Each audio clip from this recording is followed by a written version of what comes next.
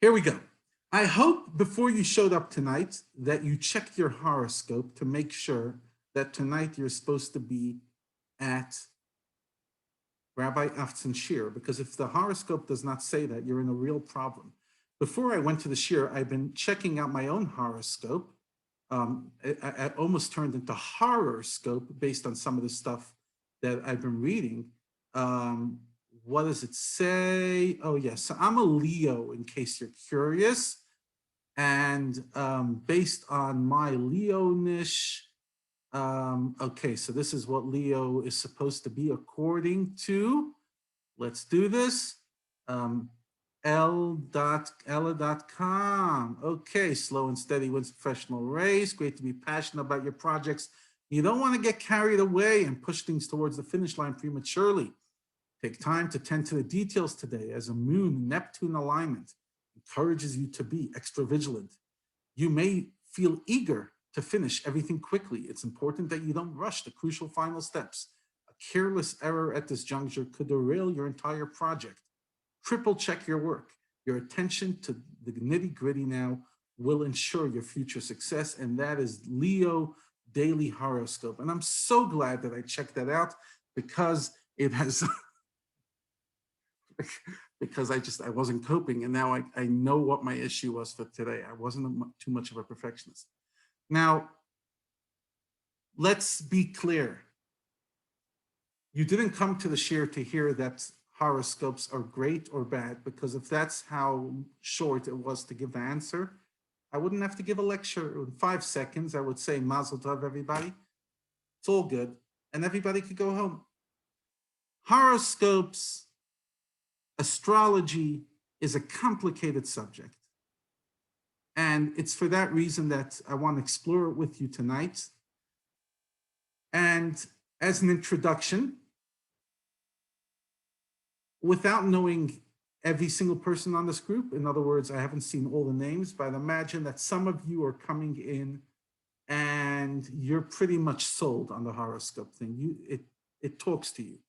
Maybe not from L.com, or maybe not from horoscope.com, and maybe you don't open up the newspaper every day to check what the geniuses have to say, but some of you might be the people that deeply resonate.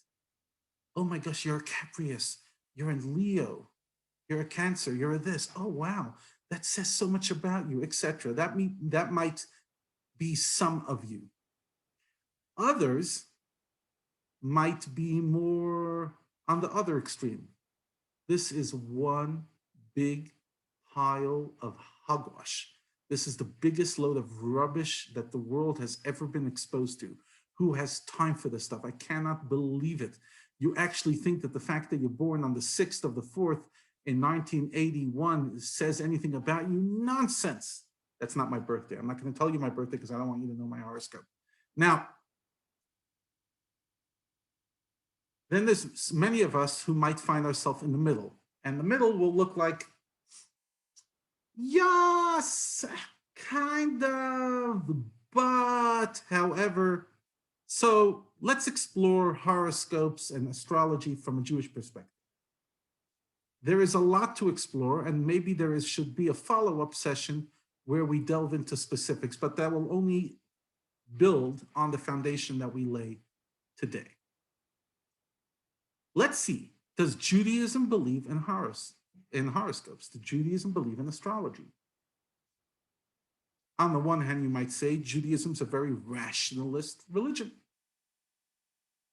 We're very halachic. We do things that are right. We don't do things that are wrong. We know what to do. We have protocols, and that's what makes us who we are. End conversation. Mazel tov. On the other hand, the 3 weeks of mourning, we don't go to court cases that time. If you have a court case in the month of Av, at the beginning of the month of Av, during the 9 days, you push it off. If you have a court case in the month of Adar, the month of Purim, oh wow, that's a great omen. What? Omen? Why? What's the difference when I have a court case going on? Does it make a difference if I have a court case on one day of the week, one day of the month, the other day of the month? It's irrelevant. Like, who really cares? Nope, it matters. It matters not only what month you are having a court case, it matters what day of the week you're born, what day of the week you negotiate something. We're told, for example, that if you negotiate something on the third day of the week, Tuesday, because God said on Tuesday, Kitov, it's good twice, power to you. Kitov, double good on Tuesday, that's your day. Go for Tuesday. Another strange thing that we do is we wish each other, whenever there's a simcha, Mazel Tov, Mazel Tov, Mazel Tov. What's Mazel Tov? You ever thought about the words? May it be a good mazel. What's a mazel? A good omen. May you have good energy come toward you. In Hebrew, the word for astrology, horoscope, all that is mazal.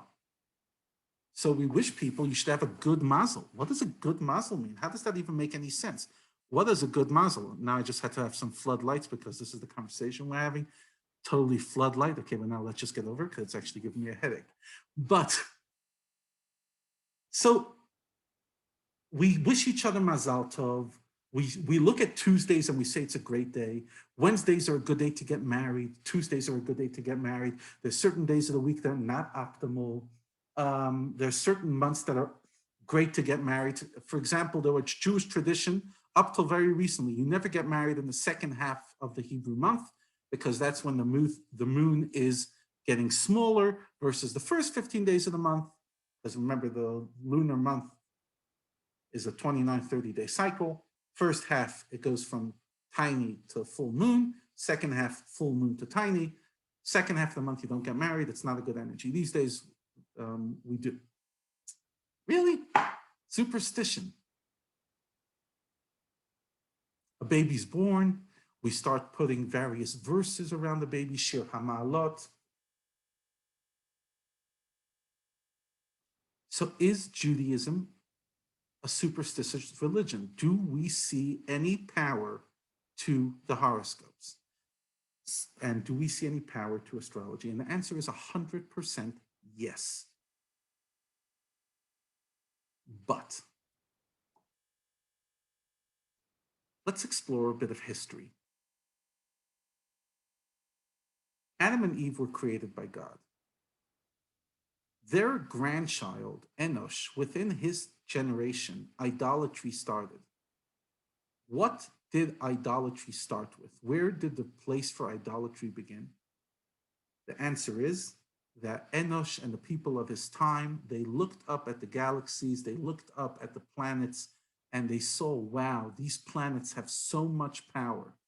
They have so much control over our lives. And what they did is they decided to they said, sorry, it has so much control of their lives. They decided to honor it and give it power. To say, if I pray to this galaxy, oh Saturn, please, oh Mars, oh Moon, oh Sun, if you only give me your energy.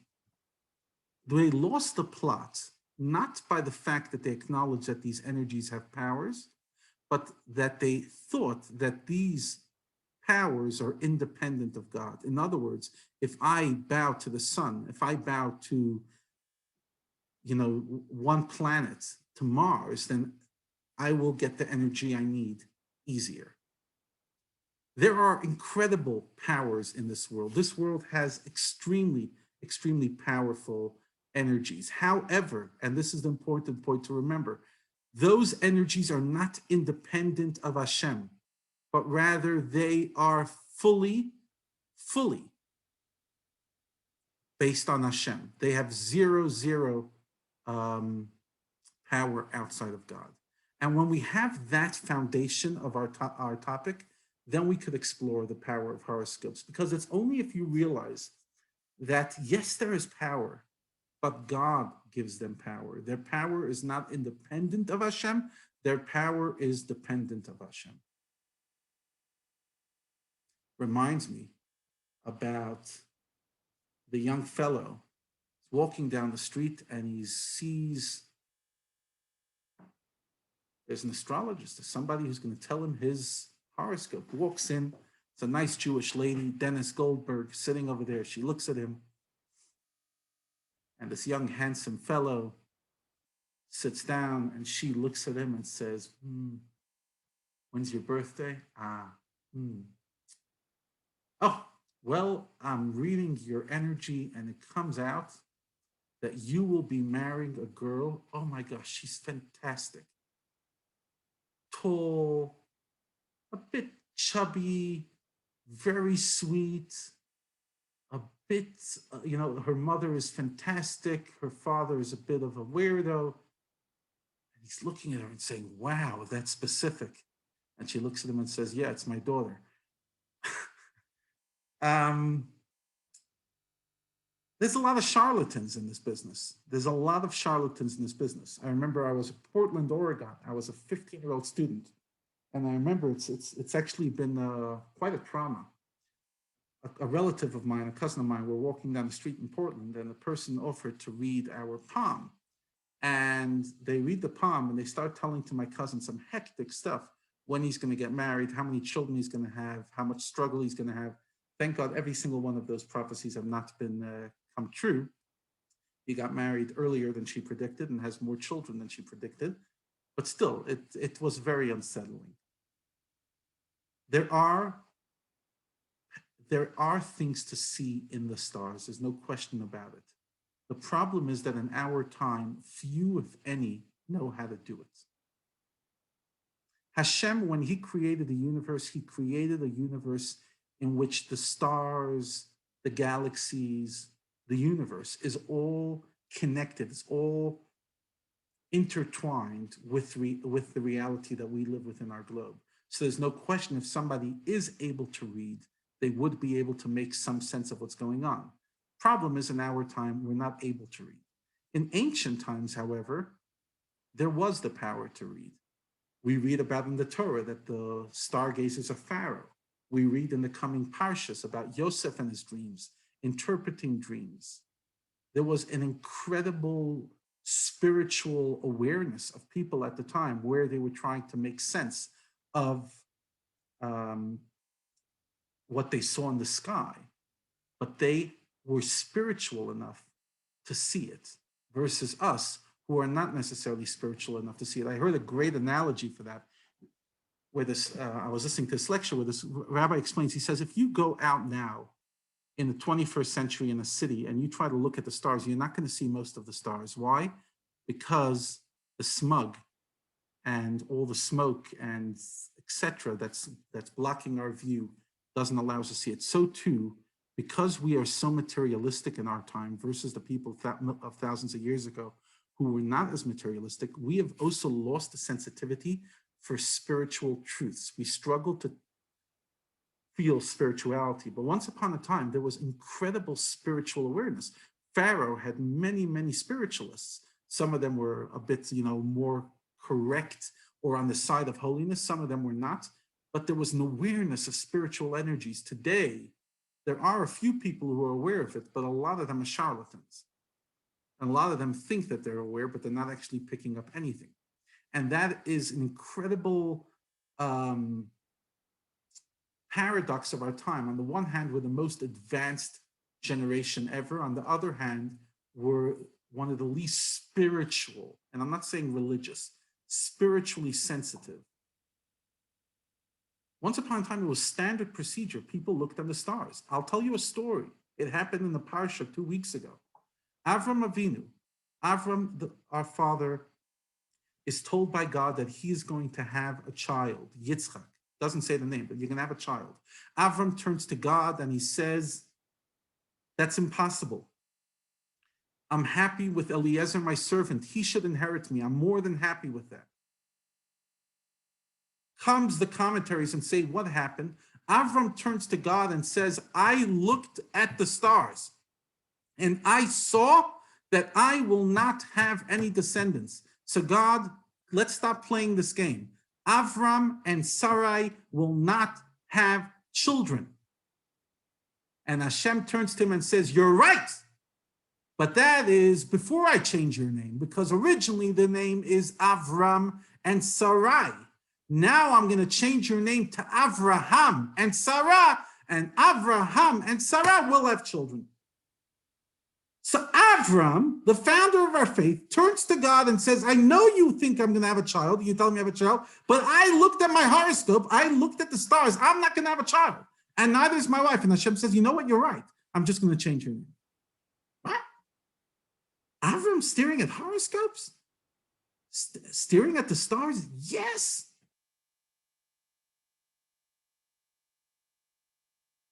Because there is incredible power that Hashem sends with these energies.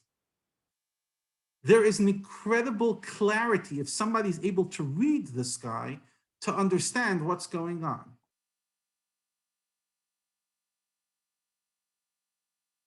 But before I continue, I have to give a very big however, albeit, but it doesn't mean it's our destiny.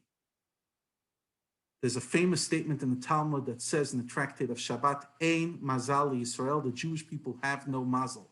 And what that means is that we have the power to override our mazel. We have the power to transform our mazel. We only see our horoscope, we only see the astrology, we only see the stars as simply a hint of what could happen, but not what will happen, because my free choice will decide what will happen.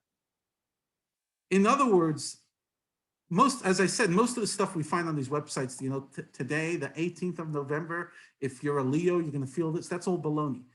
But even if there's some truth to it, it's not determined truth. It's rather that I might be pushed in that direction. I might have a part of me that is pulling me to that space, but not necessarily that I will act out, because that's my choice. I have the power to override my choice. And that's why we say mazel tov. What are we saying? We're saying, yes, there is a mazel. But even if the mazel was supposed to be bad, it should be overridden. It should be a mazel tov, a good mazel. We should be able to override this energy. We should be able to be stronger than it, and we want you to only live within the realm of good mazel.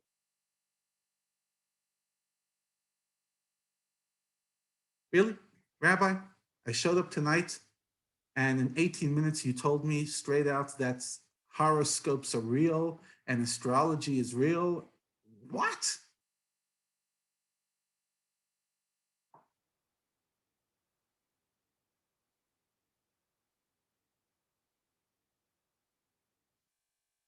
There's a great Talmud that tells us that every single blade of grass has an angel which hits it every single moment and says, Gedal, grow.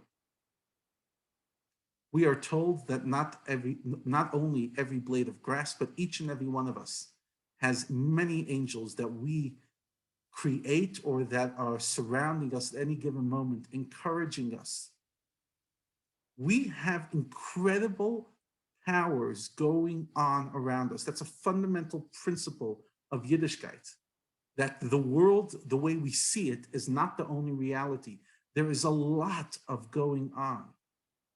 And yet we have the power to override it. And that's the paradox at the heart of today's shir, that there is so much destiny, but there's so much power to change destiny.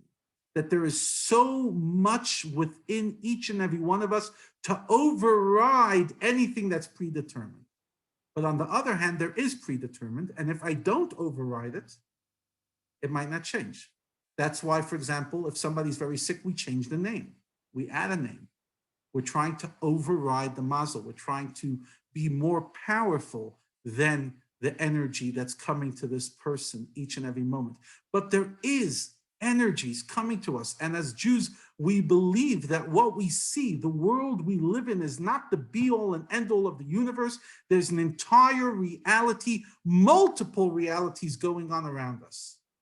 The truth is that the energy, that the fact that we see things in the stars, that's the least spiritual of the worlds that are going on. In other words, Your deceased parents or grandparents are here at one realm.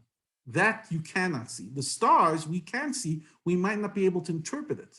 There are so many layers of spiritual existence within our world that we're not aware of, but they exist. There is energies.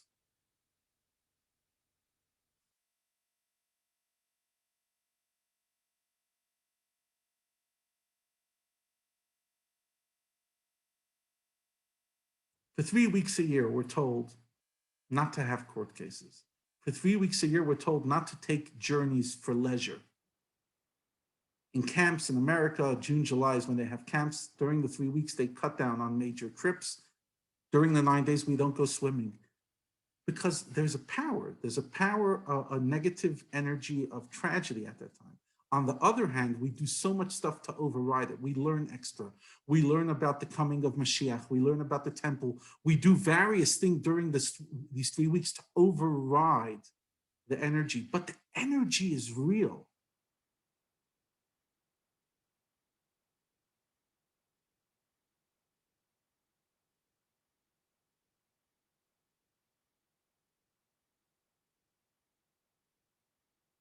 When Pharaoh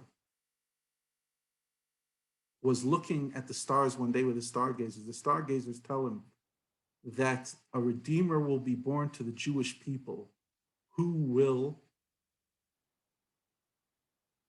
be punished or hurt by water. At that moment, Pharaoh decided that every single Jewish boy that's born, not only Jewish, non-Jewish as well, born from then onwards would be drowned. And hundreds of thousands of baby boys were drowned, according to the Medrash. Now, were the stargazers right or wrong? They were right. Moshe Rabbeinu did eventually get punished by the water, but not because he was drowned, but because 120 years later, he hit the rock rather than speak to it. That was when he was the leader of the Jewish people, 120 years later. My point is that even if there is incredible energy and clarity to be seen in the stars, the problem for most of us is in interpretation. We could see something, but we're so bad at interpreting it. As the Talmud says, they see, but they don't know what they're seeing. Ro'im ve'enam yod'im ma ro'im. They see, but they don't know what they're seeing. And that is the challenge that many of us have when we go into this area. We start making analysis. Okay, you're born on the 8th day of the 11th month, 1956. That five, and then we'll throw words, but we don't really know what we're saying. Give you an example. I'm a Leo. That's what I am. Leos are known to be fiery, strong. What does the word strong mean? Strong-willed, strongly in their kindness, resilient, stubborn. That's a perfect example of how we could say a word, but we're being so ambiguous with that word. What does that mean? People who are born in this are very loving. What does it mean, very loving? What kind of loving? Romantically loving? Overwhelmingly loving? Generous? There's a million different ways of expressing love. But we'll say, oh, she's born in that time. She's loving. Leadership ability. What leadership? What does that mean? And that is a big problem of modern horoscope. I remember years ago, I developed a bit of a passion to follow horoscopes. It's been out of my system for a while, but that was about 2021. You know, you go through your fads it's like a lot of my friends, we went through this fad. First, you start reading personality types, the 9 personality types. Then you start reading the 16 personality types. Then you go into the horoscopes. You start trying to figure yourself out. And the part of the journey is reading all this stuff. And I remember reading this stuff and saying, wow, they're so right. Wow, the prediction for today was so right. But then I realized they're so ambiguous that anything they say will be right. Today will be a day of confusion. When was the last day you didn't have any confusion? Today will be a day that you'll feel a deep sense of love. When was the last time you didn't? The point is, a lot of the stuff is rubbish, but there is truth to it. And if you are spiritually inclined, you might be sensitive to the stuff to just know, you know what? Today's not the right day. I'll give you another great example. Everyone knows this word. I met my bashert. Right? I met my bashert. What's a bashert? You know what bashert actually means in Yiddish? The person that was destined for me, my destiny. In other words, there was set up a person on this world that was born either before you or after you sometime, hopefully not, 40 years apart. Those marriages don't usually last. And you will be attracted to each other and there will be a chemistry and you're bashert and hopefully you'll build a great relationship together. The bashert is an energy. It's a real energy. And many of us, hopefully, when we were dating and we asked ourselves, not only is this the most handsome person, beautiful person, financially stable, best family, but do I feel that I belong with this person for the rest of my life? At that moment, you were listening to the voice of destiny within you. You were listening to a voice that's just saying, is this where I belong? You walk into a house and you turn to each other and you say, you know what? This is the house for us. Or I'm not feeling it. This is not my house. We're all aware of this kind of idea of energies. There is that potency. There is that energy. And the more spiritual we become, the more sensitive we are.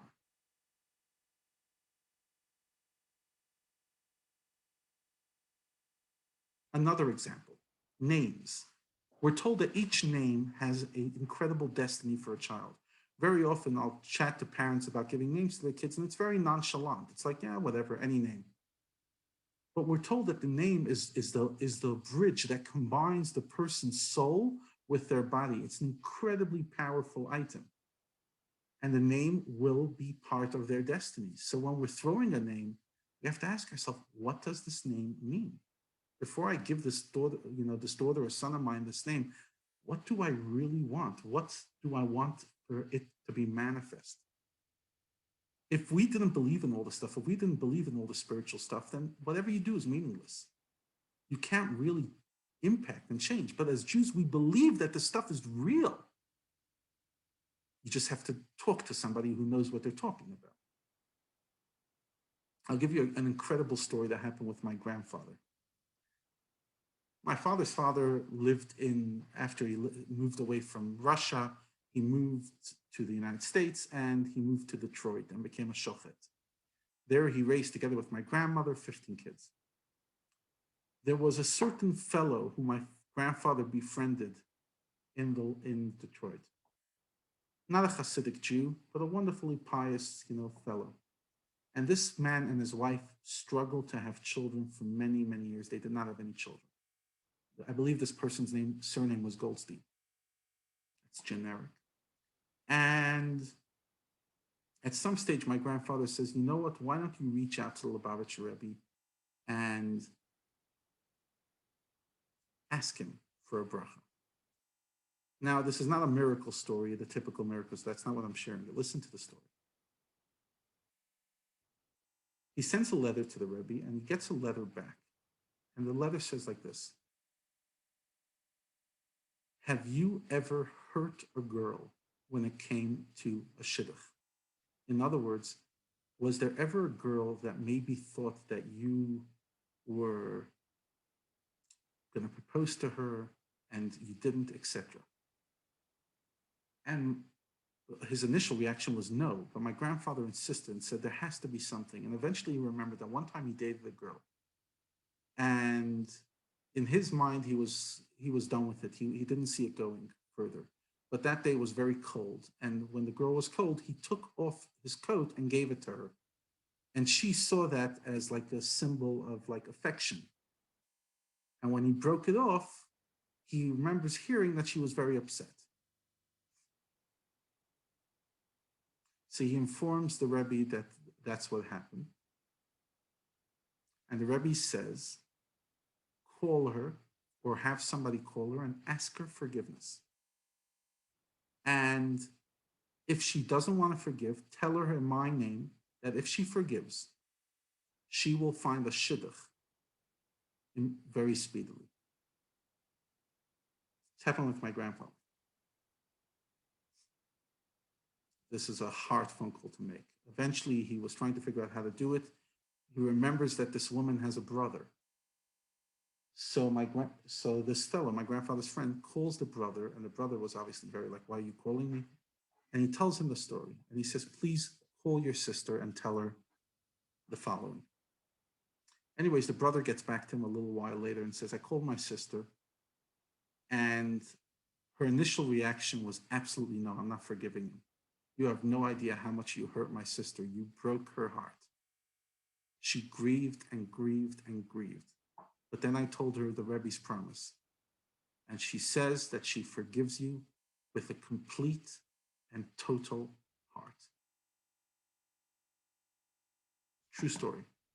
10 months later, this man and wife had a baby.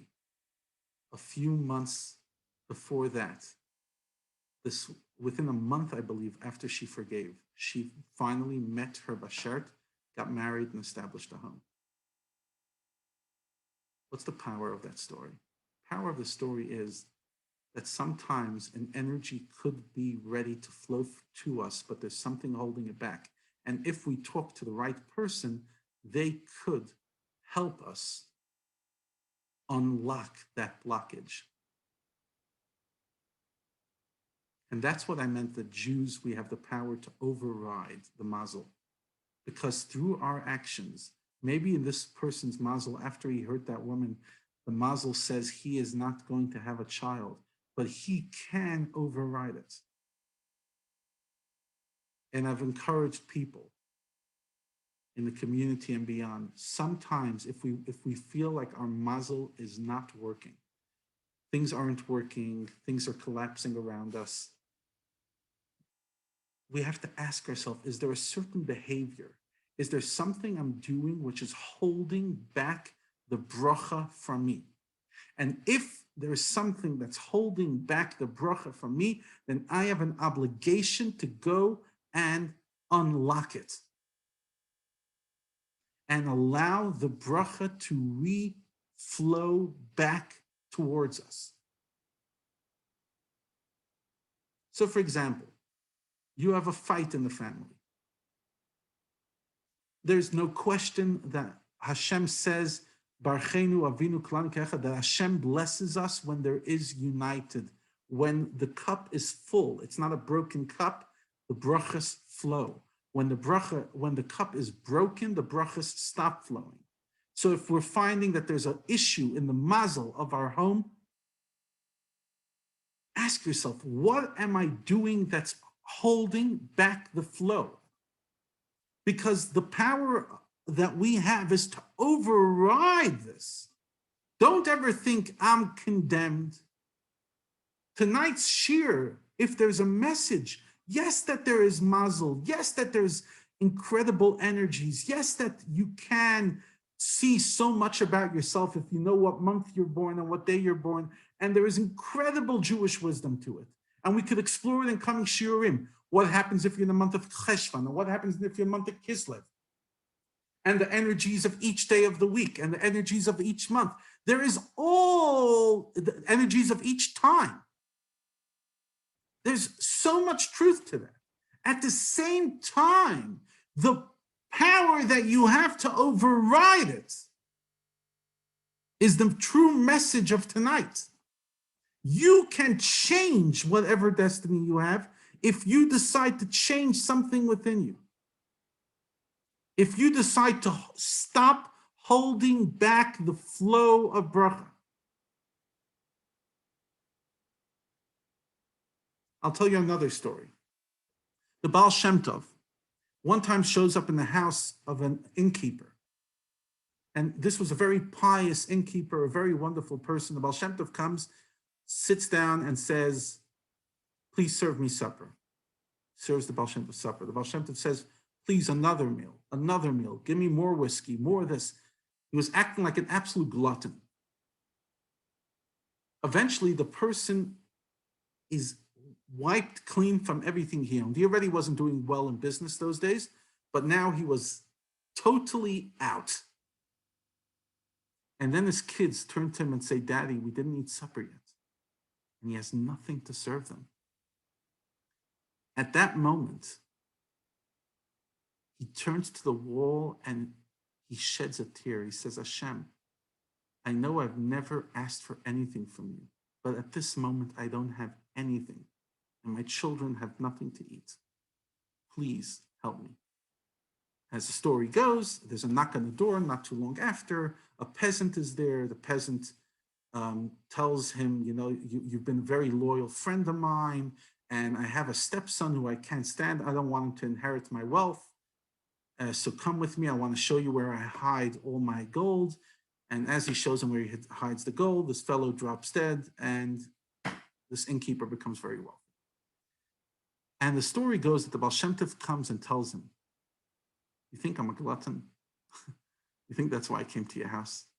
He says, I knew that there was incredible bracha supposed to come to you, but the only thing that was holding it back was you never asked. You never asked for it. You never said, Hashem, please give me. And I had to push you to a space where you would say, Hashem, please give me. And the moment I pushed you there, you overrode the whole thing. You changed your destiny. Now, I want to share with you some fascinating details about horoscopes. Because what I want to show you again, and that's the balance I've been doing throughout the whole shiur back and forth, is to show you how much power there is and how much power we have to override it. So I want to give you a few things that I've found in my research. One of the important factors in astrology is the time and date of a person's birth. We're told there's a mazel of the hour. The time, day, and date when a person is born has an important influence on their destiny. The stars in the sky also form an important link in Hashem's providence over the physical world. Now, influence extends only, according to Kabbalah, from the visible members of our solar system. The distant planets such as Uranus, Neptune, which are invisible to the unaided eye, are not considered to have any significant astrological influence. But in order of their distance of the Earth, the other ones, the planets Saturn, Jupiter, Mars, Sun, Venus, Mercury, Moon. Saturn is the furthest from the Earth, the Moon is the closest. They all have influence. In Genesis, in Bereshit, it states that the creation of the stars and the planets were on the fourth day of creation. Counting from Sunday, this means that they were made on Wednesday. In biblical reckoning, night always precedes the day. Therefore, the planets were placed in position on the eve of the fourth day, Tuesday night. By the way, this goes back to a shiur that we had in the past. Was creation 6 days or not? And according to this reading, it was literal 6 days, and God put the planets in the sky 1 per hour on Tuesday nights. They were placed one at a time, an hour apart in order of their distance from Earth. Thus, in the first hour, 6 p.m., Tuesday night of creation, Saturn was placed in position. Second hour, 7 p.m., Jupiter. Mars, 8 p.m. Sun, 9 p.m. Venus, 10 p.m. Mercury, 11 p.m. and Moon, 12 p.m. So 7 different hours. Each planet then dominated the hour which it was positioned. After the first 7 hours, their dominance began a new cycle with the planets in the same order. This 7-hour cycle continues throughout the week and is the same every week. Because remember, it's 7 days of the week. One immediately notices following this order that the first hour of each evening is dominated by a different planet. On Sunday, it's Mercury. On Monday, the first hour is Jupiter. On Tuesday, it's Venus. On Wednesday, it's Saturn. On Thursday, it's Sun. On Friday, it's Moon. On Saturday, it's Mars. So to the first hour of each day, not only evening, is run by a planet. Sunday is the sun. That's why it's called Sunday. Monday is Moon. Tuesday, Mars. Wednesday, Mercury. Thursday, Jupiter. Friday, Venus. Saturday, Saturn. As we said, Sunday, the word is Sunday because the power of the day is the sun. Monday is Moon Day. Tuesday, which originally is the word Mardi, is Mars Day. Wednesday, Mercedi, is Mercury. Thursday, Jodi, in original Latin, Jupiter. Friday, Vendredi, is Venus. And Saturday is Saturn. What's my point? That was a lot of information I just threw on you. My point is that even Yiddishkeit agrees, not only agrees, it teaches incredible powers to the hours of the day. That's why, I'll give you an example. I don't know if you've ever heard this, in tradition not to make Kiddush on red wine from 6 to 7 p.m. on Friday nights. Have you ever heard that? Now, I just read to you that the first hour of each evening is dominated by a different planet. If you heard what I just said, Saturday, the first hour of the day, and remember, the first hour of the evening, and we count evening at the middle, 6 p.m., 6 to 7 p.m., the first hour is Mars. Mars is red.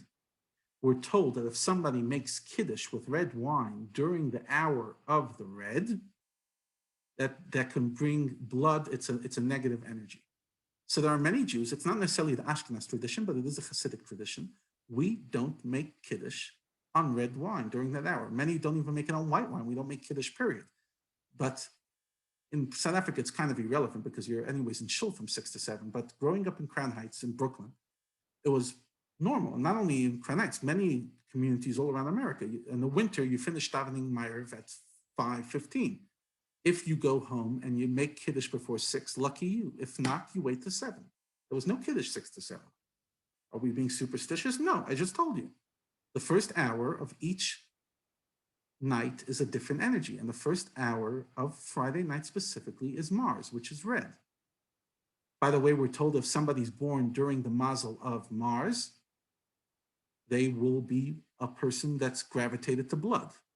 Says the Talmud, that could either mean they're a murderer, or they could become a shochet, or a moel, or a doctor. Again, you could decide what to do with that energy, but the energy will be there. My point is, there is so much going on behind the scenes of our reality. We have to tap into it. We have to listen to it. But we also cannot be terrified of it. Oh my gosh, Rabbi, I just read that, based on my horoscope, me and my husband are going to have this massive fight, and we're going to just relax. No one's forcing anything upon us. It might push us.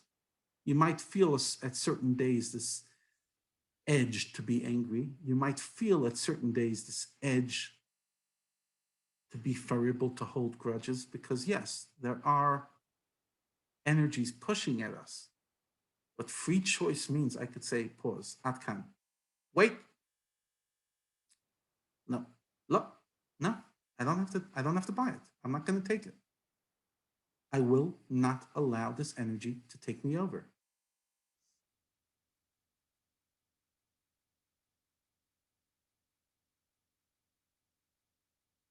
So what's the take-home message from tonight? Take-home message is not that we all have to become superstitious. Take-home message is not to start reading the horoscope, because as I told you, most of the stuff that are out there are just absolute hogwash. There is room to research the Jewish version. You can go on Chabad.org. There's incredible content for men, for women, where they really explain various elements of the horoscope and how it affects your personality, etc. But to realize more than anything how much power God gifted the human being, that they could override all of creation. And that's why Adam and Eve were created at the end of 6 days. Why?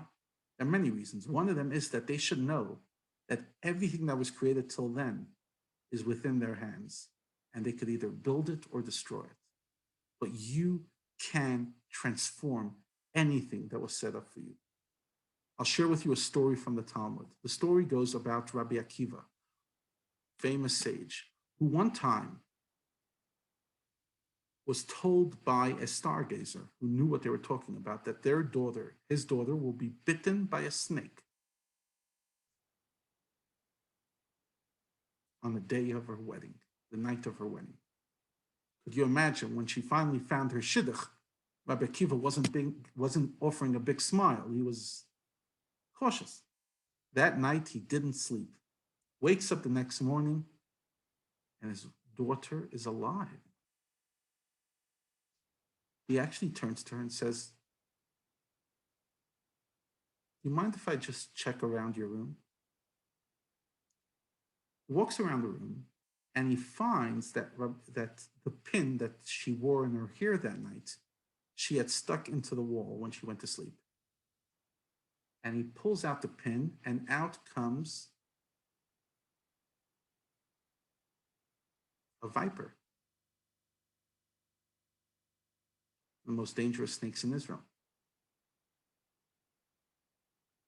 And you can imagine she was baffled. What's going on? And he turns to her and says, "My dear daughter, did anything happen yesterday that was extraordinary, out of the ordinary?" And she says, "Yes, Dad. If I remember correctly, as I was about to go to the chuppah, and I was already fully dressed and made up, I hear a knock on the door, and I see a poor beggar. And he turns to me and says, 'I am so hungry. Do you have anything for me to eat?' And instead of saying, 'Oh, I'm a bride, and this is the wrong time,' I brought him in, I served him some of the wedding food, and I made him feel special." Said Rabbi Akiva, "Tzedakah tatzil mimavet." Tzedakah saves from death. My daughter, you saved your life last night because according to the stars, you were supposed to die last night. But because you did something out of character, something that was not in your destiny, you cared for a poor person on a day that you could have been so selfish and focused on yourself, that overrid your destiny. I know a family, they actually have a daughter who lives in this country, that they have a custom that each daughter that got married in the family, or daughter-in-law, for 1 hour on the wedding day, early in the day before pictures, they would go to volunteer in a chesed organization like Yad Aron. Why? Because think about it, what happens on our wedding day? We become fashionistas. We're standing in front of cameras, making a bunch of poses of ourselves, which is cute. I mean, whatever. It's pathetic in my opinion when it gets a bit over the top, but it's cute. And it becomes a day that's so self-absorbed. On the other hand, it's a day of such powerful spirituality. And what Rabbi Akiva's daughter tells us, one second, we want to bring mazel to our family. The home we're about to build today, it's not only about standing in front of a photographer. Make an impact in this world, change destiny, change the poor man's destiny, and that's how you'll change your destiny. And I want to finish with this message. Each and every one of us deals with our peckle. Each and every one of us deals with our challenges. But I strongly believe, based on my own experience with myself and experience with others, that sometimes all you need to do is change one habit, specifically a habit that's getting in the way of unity, of kindness. Change that habit and you will change your destiny. If you're struggling with parnasa, it does not have to stay that way. If you're struggling and you're fighting with everybody, it does not have to stay that way. If you're not having nachas from your kids, it does not have to stay that way. Sometimes there is simply a blockage. I'm not saying always, and I'm not a Rebbe. And I don't always know what the blockage is, and maybe I never do. But I know for a fact that very often there is a blockage, something in our behavior, a person who we have not yet forgiven. That all we need to do is forgive that person, and Hashem says, the flow can come. Because yes, the stars can have so much control over us until we remember that we're stronger than them. The universe can have so much control over our destiny until we realize that we're stronger than the universe. But what does it mean to be stronger than the universe? Not physical. Character strength. An animal cannot forgive. An animal cannot change a behavior. A human being can. A human being could go from an angry person to a mellow person, from a resentful person to a forgiving person, from complicated relationships to easy relationships, from a sense of entitlement to a sense of gratitude. We can do that. And when we do that, we change everything about our universe.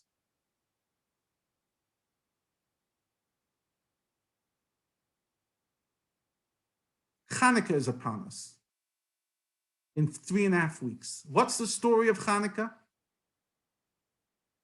The Maccabees found incredible strength within themselves to fight against the Greeks and stand up for what they believe is right. And as a token of appreciation, Hashem turns oil that was only supposed to burn in 1 day and defies nature, and it burns for 8 days. Because when you defy nature, when you defy your character, God defies the world for you. If you stand up and do something extraordinary, extraordinary happens for you.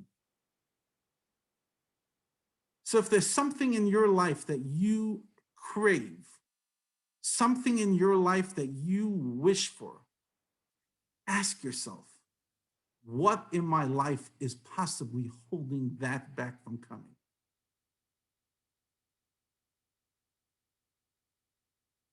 And then go make it happen.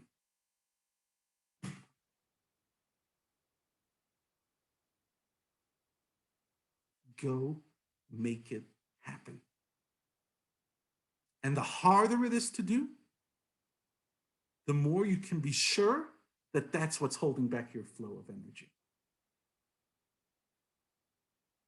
Really, you're telling me to? Yes.